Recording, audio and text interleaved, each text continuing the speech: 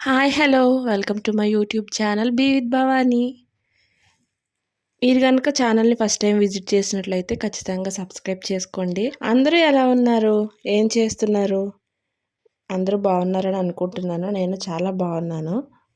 ఈరోజు వీడియో వచ్చేసి day in my life vlog అనమాట. నేను వీడియో స్టార్ట్ చేసేటప్పటికి 11:30 ఆ టైం అయింది. ఇక్కడైతే అమ్మ ఫుడ్ ప్రిపేర్ చేసేసారు.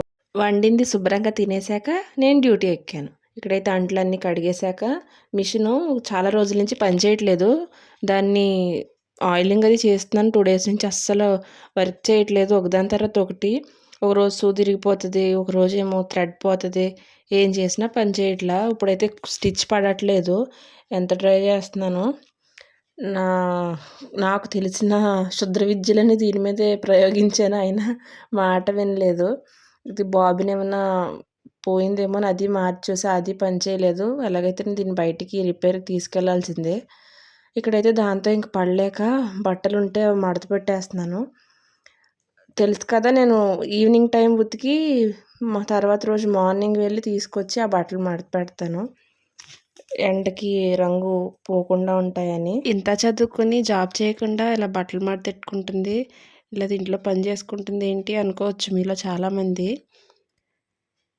దేనికుండే లాభ నష్టాలు దానికుంటాయండి. టైం రావాలి దేనికైనా సరే. ఒక్కొక్కసారి అన్నీ అనుకున్నట్టు అవ్వవు. అవనప్పుడు మన లైఫ్‌తో ఫ్లోలో వెళ్ళిపోవడమే. ఎప్పుడో కొన్న ఇయర్ రింగ్స్ అయితే నాకు ఈ మధ్యన తవ్వకాల్లో బయటపడినాయనమాట. వాటిని ఇప్పుడు నేను ధరించి మీకు ప్రదర్శింపచేయడానికి సిద్ధమవుతున్నాను.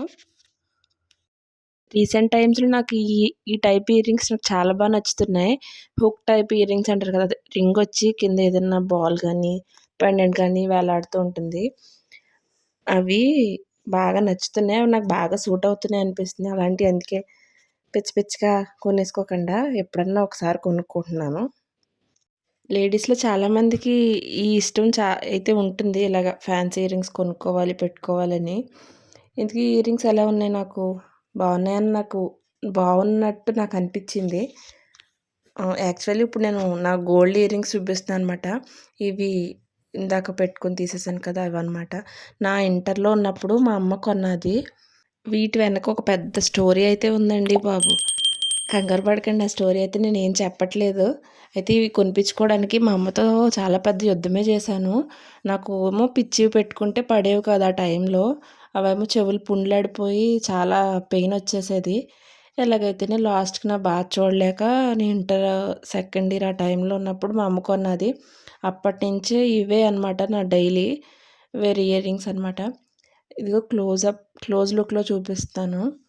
ఏముండదు. జస్ట్ ఫ్లవర్ షేప్‌లో మధ్యలో పెద్దది వైట్ స్టోన్ ఉండి కింద జాలర్ ఉంటుంది.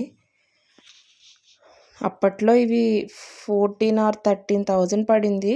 4 గ్రామ్స్. ఇప్పుడు అదే 4 గ్రామ్స్ 30,000-40,000 మధ్యలో ఉంది కదా! ఇంతకీ మీకు గోల్డ్ ఇయర్ రింగ్స్ ఇష్టమా? ఇలా ఫ్యాన్సీ ఇయర్ రింగ్స్ ఇష్టమా? ఇక్కడైతే నా ఇయర్ రింగ్స్ పురాణం అయిపోయింది. ఇక్కడైతే బట్టలు ఉతికే డ్యూటీ స్టార్ట్ అయింది. మా బట్టలు అవి నానపెడదామని అన్నీ అరేంజ్ చేసుకుంటున్నాను. నాకు చేత్తో ఉతుక్కుంటేనే ఉతికినట్టు ఉంటది. ఎలాగో ఖాళీనే కదా ఇంటి దగ్గర. సో, చేత్తోనే వాష్ చేసుకుంటాను. పక్కనే అమ్మ ముందు డోర్ మ్యాట్స్ అవి నానబెట్టి ఉంచింది. మాయి నానబెట్టేసి అవి ఉతుకుదామని ప్రిపేర్ చేసుకుంటున్నాను. ఈలోపు ఇవి కూడా నానతాయి కదా!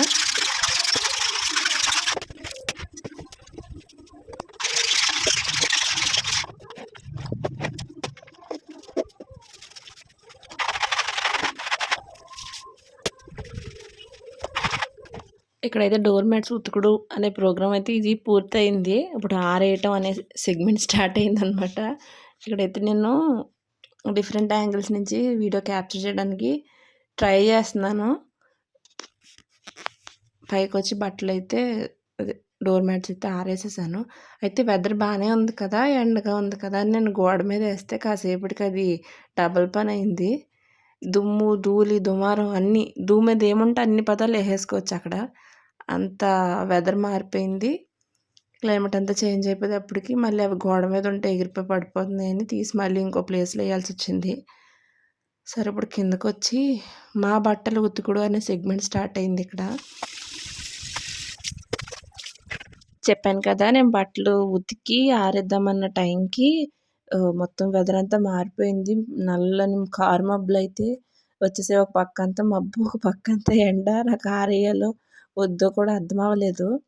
అసలు ఎంత గాలంటే ఎగిరిపోతామేమో అన్నట్టు అనిపించింది. చాలా స్పీడ్‌గా వచ్చింది. ఇదే ఇవాళే కాదండి మార్నింగ్ అంతా విపరీతంగా ఎండ కాయటం. ఈవినింగ్ అయ్యేటప్పటికి చల్లగా మబ్బులొచ్చేసి విపరీతంగా గాలి వేయటం. నాకలా నల్ల మబ్బు చూస్తే ఇప్పుడైతే పడుకున్న ఇద్దరు పెద్ద మనుషుల్ని లేపి పైకి తీసుకొచ్చాను. నిద్ర మొక్కాలేసుకుని ఎలాగున్నారో. ఆ చిన్న కోతికైతే అరటిపండు ఇచ్చాను తినమని. అదొకటే తింటాడనుకోండి. నేనైతే ఎప్పుడో కొనుక్కొని పెట్టుకున్న కేక్ ఉంటే అది నేను తినేస్తున్నాను. 3 కోతులు అనమాట. డాబా ఎక్కి కూర్చున్నాం. అది ఓపెన్ డాబా కదా, ఇంకా గాలి గట్టిగా తెలుస్తుంది వేయటం. ఇక్కడైతే నేను కెమెరా ఏదో ఎలా పెట్టినా పడిపోతుందని స్తంభానికి జారేసాను. నేను పరిగెట్టుకుంటూ వచ్చేటట్టుగా అక్కడికి భయం వేసింది ఏదో అయిపోతుందని. ఇక్కడ చూడండి ఆడు ఎన్ని రకాలుగా నొక్కి నొక్కి నొక్కి దాన్ని సావగొట్టాడు ఫోన్. చాలా రోజుల తర్వాత మంచి పీస్ఫుల్ వెదర్ని అయితే ఎక్స్పీరియన్స్ చేశాను నేను.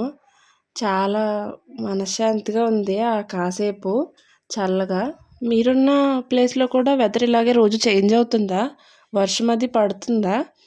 ఎందుకంటే మా ఇంటి దగ్గర వర్షం లేదు కానీ మాకు పక్కనే ఉన్న ప్లేస్లో అయితే వర్షం పెద్దగా పడింది. మాకెందుకో మరి వర్షం పడలేదు ఆ 3 days కూడా. అంతేలేండి, మహాత్ములు ఎక్కడుంటే అక్కడ వాన పడదని.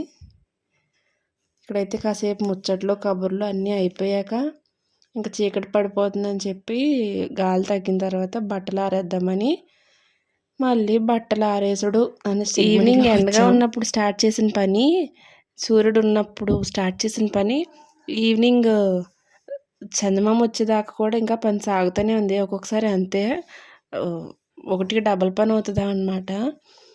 ఇక్కడ నా ఫోన్లో చూపించడానికి అంత వెలుగ్గా చూపించింది కానీ అప్పుడు ఈవినింగ్ 6:30 అయిపోయిందండి. నా ఫోనే డిఫరెంటో లేకపోతే మనం పట్టుకున్నవి అలాగుంటాయో అర్థం కాదు. ఎందుకంటే మార్నింగ్ టైం ఏదైనా వెలుగ్గా ఉన్నప్పుడు ఏదైనా షూట్ చేస్తుంటే మొత్తము బ్లాకిష్గా అసలు వెలుగు లేకుండా లైట్ లేకుండా కవర్ అవుతూ ఉంటుంది ఏంటో వీడియో. ఇది ఈవినింగ్ చూసారా చందమామ కూడా వచ్చేసింది. మీరు నమ్మరని అది కూడా ఇంక్లూడ్ చేశాను. ఆ టైంలో చూసారా ఎంత బ్రైట్గా కనపడుతుందో కెమెరా. ఇక్కడైతే ఆ బట్టలు ఆరేసుడు ప్రోగ్రామ్ సెగ్మెంట్ కూడా అయిపోయిందనమాట. ఇక్కడికి ఎందుకు వచ్చాక చన్నుతో కొంచెం రైటింగ్ ప్రాక్టీస్ చేద్దామని చెప్పి ట్రై చేస్తున్నాను.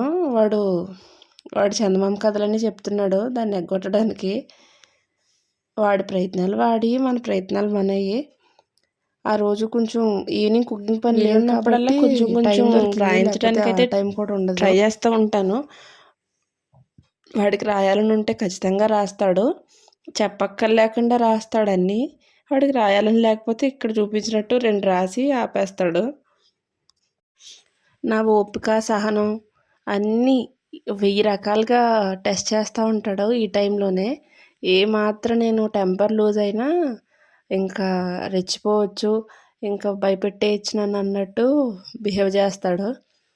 ఇక్కడైతే ఈ రైటింగ్ ప్రోగ్రామ్ అంతా కూడా అయిపోయాక వాడికి ఫుడ్ పెట్టేసి నేను ఫుడ్ తినేసాక డాబా పైకి అయితే కాసేపు వాకింగ్ అని వెళ్ళాము. అక్కడ నేను 8 నెంబర్ అది రాశానమాట నేల మీద. మీకు చూస్తే తెలుస్తుంది.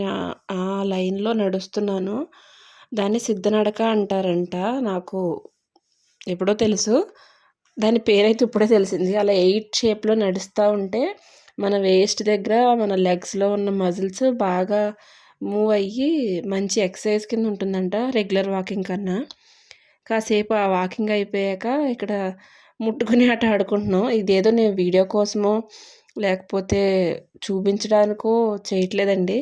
మేము రెగ్యులర్గా ఇలాగే